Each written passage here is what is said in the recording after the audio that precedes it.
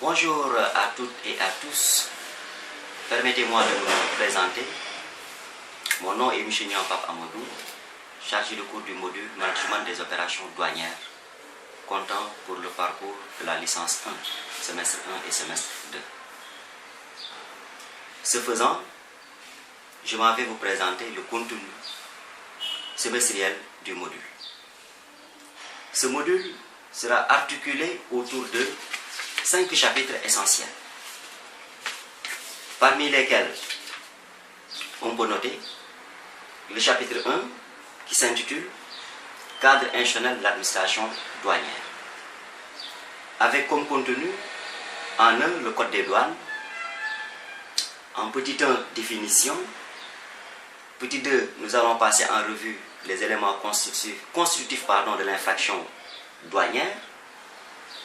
Dans cette rubrique, nous allons voir un sous-point extrêmement important dénommé l'élément légal en petit a, petit b, l'élément matériel, et en 3, nous allons passer en revue la classification des infractions douanières au regard de 2 éléments essentiels, à savoir les délits et les contraventions. Le premier point finissant, passons au grand 2 du présent chapitre, qui a pour titre les missions dévolues à l'administration douanière. Parmi ces missions, on va citer en A la mission économique, en B la mission fiscale, en C la mission de facilitation de l'administration des douanes, en D la mission d'enquête dévolue à l'administration des douanes, et en E, la mission d'assistance dévolue à l'administration des douanes. Voilà les éléments qui vont devoir composer le deuxième point de ce premier chapitre. Le deuxième point finissant, passons présentement au grand 3, qui a pour libellé la plateforme numérique de l'administration des douanes. Et cette plateforme sera analysée autour de Orbus 2000 et de Gaïdé 2000. Et enfin, nous allons conclure ce présent chapitre. Le premier chapitre finissant, passons présentement au chapitre 2, qui a pour titre des préalables au dédouanement proprement dit. Car comme nous allons le voir ultérieurement, la procédure de dédouanement obéit à 2 étapes essentielles. Les actions qui sont préalables au dédouanement proprement dit et les actions qui sont concomitantes au dédouanement proprement dit. Et c'est la raison donc pour laquelle nous l'avons intitulé des préalables au dédouanement proprement dit. Ce faisant, nous allons commencer par le premier point dévolu au préalable bien évidemment. Et dans ce premier point, nous allons parler des obligations qui sont dévolues aux transporteurs de marchandises frauduleuses dès leur entrée au niveau du rayon des douanes. En E, nous allons parler de la conduite en douane dévolue toujours aux transporteurs, de la mise en douane dévolue toujours aux transporteurs. Et enfin, en troisièmement, nous allons passer en revue l'attente du dédouanement après achèvement de ces missions. Dans l'attente du dédouanement, nous allons passer en revue le principe du magasin CAL, le magasin de consignation, l'avis d'arrivée, l'ordre de transit. Et ce point nous permettra de passer en revue ces différents éléments précités pour leur donner un contenu notionnel. Le premier point finissant, passons présentement au grand 2 du deuxième chapitre, qui a pour thème le dédouanement proprement dit. Dans ce cadre, nous allons passer en revue le principe de la demande d'ouverture de dossier, l'ouverture de dossier, la collecte des documents, le traitement de la déclaration en détail, la définition de la déclaration en détail, les caractères de la déclaration en détail, en ses caractères obligatoires, réglementaires, personnels, authentiques. Après les caractères de la déclaration en détail, nous allons analyser les formes et les énonciations de la déclaration en détail, avec comme premier point les formes et comme deuxième les énonciations. Et en petit d, nous allons passer en revue les éléments constitutifs de la déclaration bien évidemment en détail, Parlant de ces éléments, nous allons faire appel à la notion de l'espèce tarifaire à la notion d'origine, à la notion de provenance et à la notion de valeur en douane.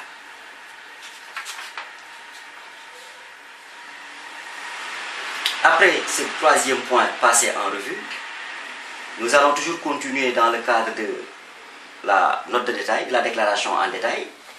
Et enfin, nous allons finir par les documents effectivement à annexer à la déclaration en détail, en passant par le circuit de la déclaration en détail, le paiement des droits et taxes, l'enlèvement des marchandises et la livraison bien évidemment pour en aboutir à une conclusion du présent chapitre.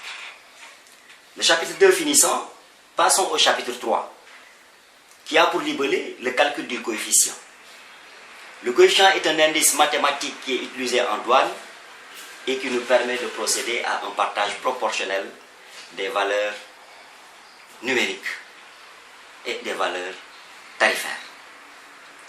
Ce qui nous amène à passer en revue une introduction avec comme grand 1 les règles de calcul qui sont dévolues aux éléments constitutifs de la note de détail, à savoir comment déterminer le poids net d'un article, comment déterminer le poids brut d'un article, comment déterminer le coût d'un article, comment déterminer l'assurance d'un article, comment déterminer le fret d'un article et comment déterminer la valeur CAF d'un article.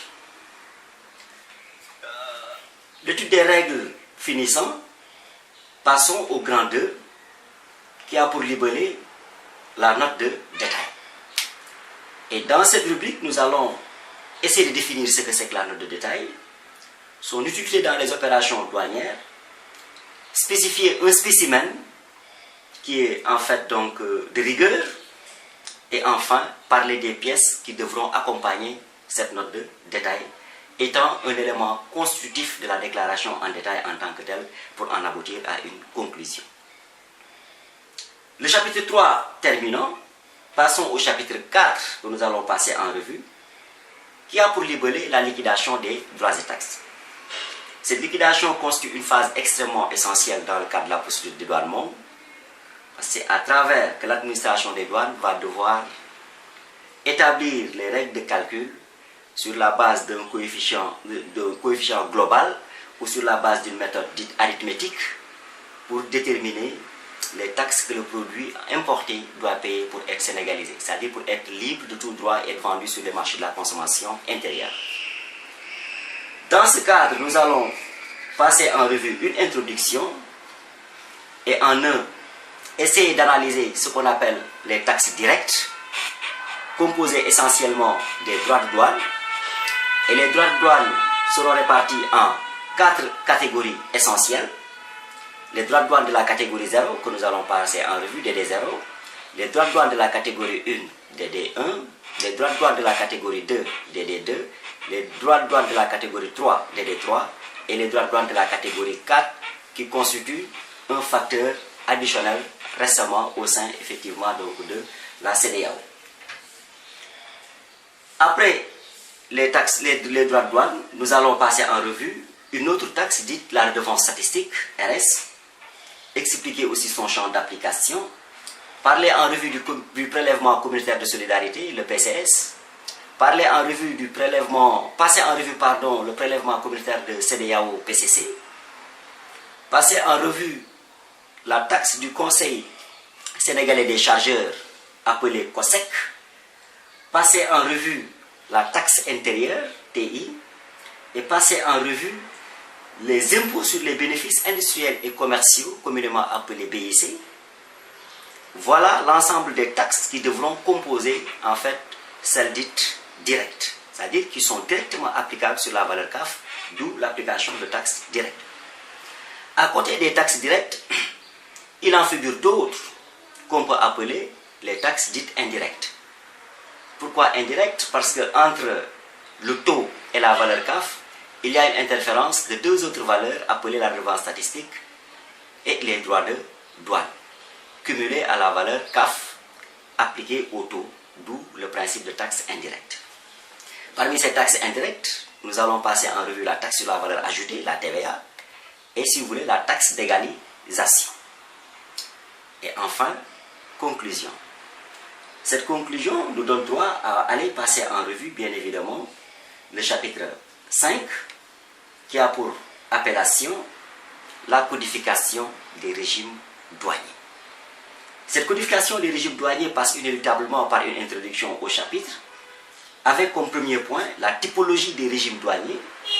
Et dans cette typologie des régimes douaniers, nous allons passer en A, les régimes de mise à la consommation, en B, les régimes suspensifs économiques, communément appelés RS-ECO, en C, les régimes de l'exportation, en D, les régimes de réexportation. Cette situation d'analyse des régimes passés, on passe au grand 2, qui a pour thème la codification proprement dite. Et dans ce principe de codification, nous allons donner à l'étudiant toutes les opportunités qui lui permettent de procéder à des codifications qui sont relatives au régime de mise à la consommation. En 2, au régime suspensif économique. En 3, au régime de l'exportation. En 4, au régime de réexportation. Et enfin, finir bien évidemment pour les autres cas. Quand on entend, qu'est-ce qu'on entend par autre cas?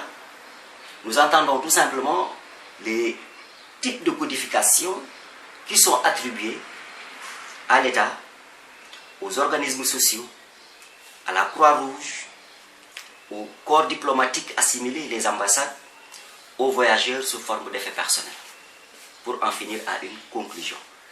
Voilà, grosso modo, chers étudiants, le programme de L1 en module de management des opérations douanières que j'aurai l'insigne honneur de piloter durant tout votre parcours à l'Institut pour le compte de l'année académique 2016-2017. Je vous remercie.